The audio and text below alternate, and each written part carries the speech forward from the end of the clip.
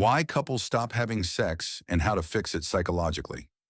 At first it was electric, hands always finding each other, kisses with meaning, the kind of intimacy that made you feel seen and desired.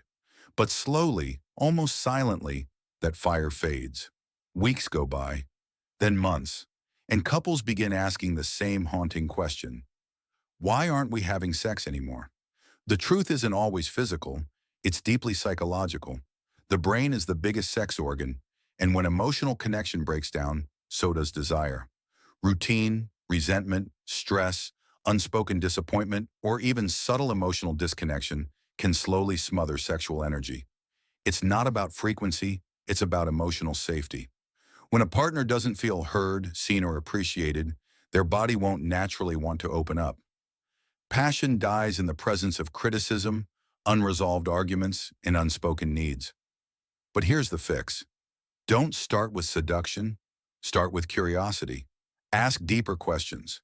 Rekindle trust. Make each other feel emotionally safe again. Remember the little rituals that made you feel close. Bring back intentional touch, not with the goal of sex, but with the goal of connection. The spark isn't dead, it's buried under emotional clutter. Clear it, and you'll find that passion isn't lost. It's just waiting for you to come back to each other. Mind first, body second.